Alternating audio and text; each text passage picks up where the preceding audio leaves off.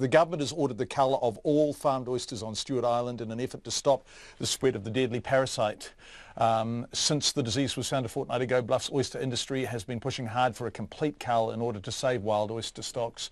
The chairman of the Bluff Oyster and Food Festival, John Edmonston, echoes the sentiments of many Stewart Island oyster farmers Checkpoint has spoken to today. All say MPI should have made the call to remove Big Glory Bay oysters earlier. To me, it's a no-brainer.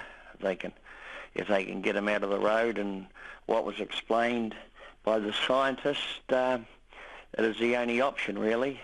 They can take the rotten apple out and hope like hell they save the barrel. The severity of the problem is, well, it could be disastrous for down here. It could be disastrous for the oysters and for economics, the whole lot. It could be disastrous for everybody down here, and they could have made the decision a lot earlier, I feel.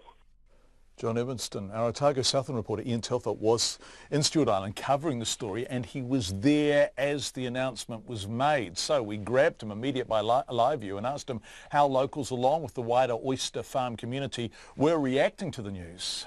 So at the moment what they're being told is that the mussels that are there, mussel farms as well, can stay, but that every oyster, not just from the 2 infected farms, but in fact from all of the oyster farms in Big Glory Bay will have to be eradicated, removed, in order to try and stop the parasite spreading. Now, that news is just sinking in. Obviously, they're pretty shell-shocked because this is livelihoods that they've been building up over 10 and 15 years. Some of these farms are not that big, but others are fairly significant, and there's certainly a major income stream for people here, and they simply don't know what the future looks like now.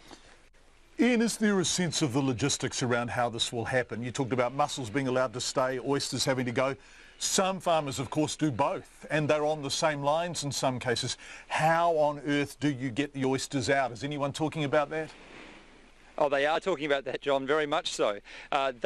Some of them don't believe it's even that easy, or in fact perhaps not even that possible, because they're saying exactly that the mussels and the oysters are intertwined. In fact, some of them have gone to situations where they sow the oysters every 200 millimetres, say, along the mussel lines in between the mussels, and the mussels themselves hold the oysters in.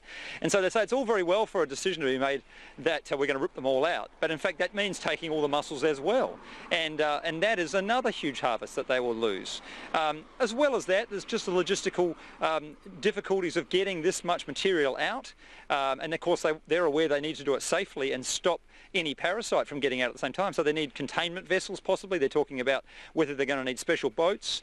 They're saying they don't have the equipment here really. They're saying Sanford, the biggest farmer, has probably got its own equipment, but they don't, and they'd have to get in barges, they'd have to get in other material and specialist experts, all of that. They don't know where that money is going to come for that. They don't even know how long it would take or how possible it is. And at the moment they're pretty frustrated that MPI haven't been on the island, they say, once since the announcement was made last week, and nor have they had any real direct contact until today with what they should be doing.